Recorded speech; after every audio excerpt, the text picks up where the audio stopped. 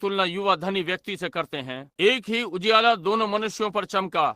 दोनों के पास एक सा निमंत्रण यीशु मसीह की ओर से था।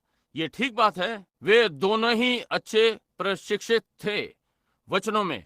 वे दोनों धर्म ज्ञानी थे सदस्य।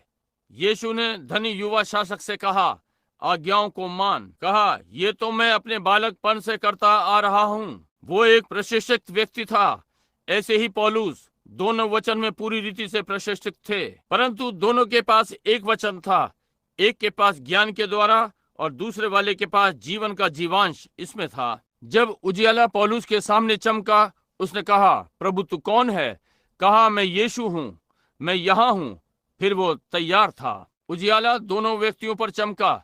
एक अंकुरित हो गया था, दूसरा नहीं। इसी प्रकार से आज है। कलीसिया आत्मिक, कलीसिया स्वाभाविक। धनी व्यक्ति के पास उसके अपने बहाने थे। वो ये नहीं कर सका। वो इस संसार के बहुत से मित्रों से भारी हो गया। वो साथियों को नहीं छोड़ना चाहता था।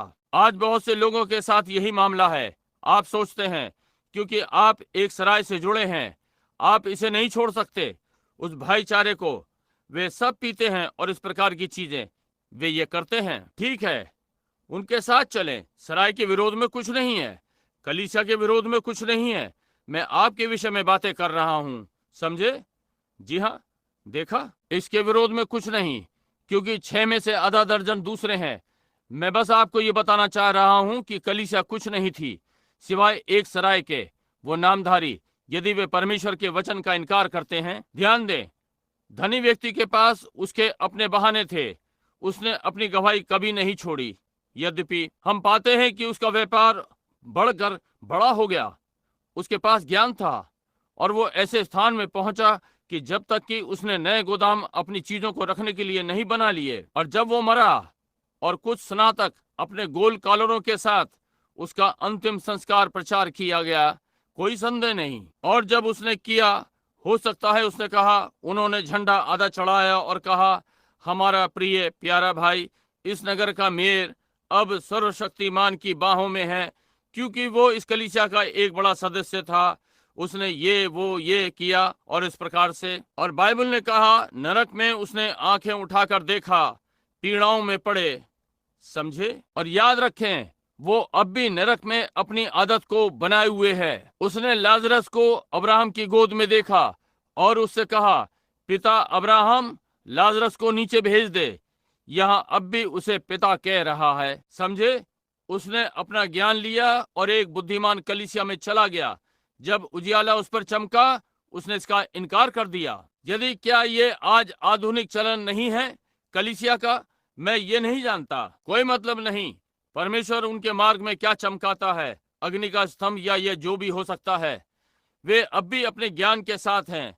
वे इसकी व्याख्या कर सकते हैं और बुद्धिमान झुंड में जाते हैं अपनी सामाजिक स्थिरता के लिए। परंतु पौलुस तो पहले ही सामाजिक स्थिरता में था, उस महान ज्ञान के साथ। गैमलियल की अधीनता में एक महान ज्ञानी, महायाजक का दाहिना हाथ। इतना ही नहीं, वो याजक के पास तक गया और उससे आज्ञा पत्र लिया कि सारे पवित्र शोर करने वालों को जेल में डाल दे। परंतु जब उसके मार्ग में उजियाला चमका और उसने वही अग्निस्तंभ देखा जिसने इजराइल की जंगल में होते हुए अगुवाई की, यीशु मसीह था। उसने कभी कुछ जो जाना था सब छोड़ दिया, वो जीवन में आ गया। क्या आप उस धनी व्यक्ति के जीवन को सुसमाचार के योग्य कह सकते हैं जो उसने सुना? यद्यपि वो एक विश्वासी था, क्या आप उस प्रकार के जीवन को पुकार सकते हैं? उन बुद्धिमानों और मनोरंजनों के बीच में उस रात्रि वहां पर, जैसे सूरज नीचे न गया, एक सिक्की डबल रोटी दे रहे हैं और हो सकता है एक याजक प्रार्थना कर रहा हो इन सब के ऊपर, और उसके पास मनोरंजन थे, और एक भिखारी वहां नीचे उसके फाटक पर पड़ा हो और उसने अपनी डबल रोटी दी और परमेश्वर में अपने बड़े विश्वास के विषय में बातें की हों, और दिन निकलने के पहले अगली सुबह इसके पहले कि सूर्य ऊपर आए वो नरक में था। ये ठीक बात है, आपकी बुद्धिमानी वहां है। परंतु पौलुस, जब उजियाला उस पर चमका, आइए इसके जीवन की तुलना करें और देखें कि ये योग्य है कि नहीं। क्या हुआ जब पौलुस उस पर उजियाला चमका? उसने अपना सारा ज्ञान छोड़ दिया और उस बुद्धिमानों के झुंड से अपने आप को अलग कर लिया और वो यीशु मसीह के आत्मा में चलने लगा। परमेश्वर की महिमा हो। उस समझदारी के साथ जितना वो हो सकता था, उसने यहाँ तक कि कभी बड़े बड़े शब्दों का प्रयोग कभी नहीं किया। जब वो उन कुरिन्थियों के बीच आया, उसने कहा, मैं कभी भी तुम्हारे पास मनुष्य की बुद्धि के साथ नहीं आया, मैं कभी भी तुम्हारे पास बड़े बड़े शब्दों के साथ नहीं आया, क्योंकि तुम अपना विश्वास उसमें रखते हो, परंतु मैं तुम्हारे पास साधारणता में आया, यीशु मसीह की पुनरुत्थान की सामर्थ में, ताकि तुम्हारा विश्वास उसमें हो। वहां एक जीवन है। ध्यान दें, उसने कभी अपनी शिक्षा का प्रयोग नहीं किया, वो कभी बुद्धिमानों के साथ नहीं चला, वो मसीह के आत्मा के साथ चला, नम्र, परमेश्वर के वचन के लिए आज्ञाकारी, जब ये उनके मतसारों के बहुत ही विरुद्ध था। परंतु पौलुस ने उजियाला देखा और उसमें चला गया। ठीक बात है, मसीह के जीवन को, यीशु मसीह को उस युग में परावर्तित किया जिसमें वो जिया, ताकि लोग परमेश्वर के आत्मा को उसमें देख सकें। और नम्र ने इसका विश्वास किया, इतना कि वे अपने रुमाल भी लाना चाहते थे, वे उसकी देह से छुआ लेंगे, और उन्होंने विश्वास किया, इतना कि वो यीशु मसीह का प्रतिनिधित्व है, और यहाँ तक कि वो जो कुछ छुएगा, उन्होंने विश्वास किया कि वो आशीषित हो गया। जी हाँ, वो क्या व्यक्ति था! उसने अपना जीवन, अपना धन और हर चीज को जो उसके पास थी, उसकी शिक्षा, सब भूल गया कि मछुआरों के साथ चले और भिखारियों और गलियों के आवारा कि अपने प्रेम का उजियाला यीशु मसीह को चमकाए। उसने कहा, मैंने 49 बार अपनी पीठ पर कोड़े खाए, मुझे परेशानी नहीं हुई। ये भी कहा, मैं अपनी देह पर यीशु मसीह के निशान रखता हूँ। वो छोटा बेचारा व्यक्ति इतनी बुरी अवस्था में, उसने कहा, मैं अपनी देह यीशु मसीह के दागों को लिए फिरता हूँ।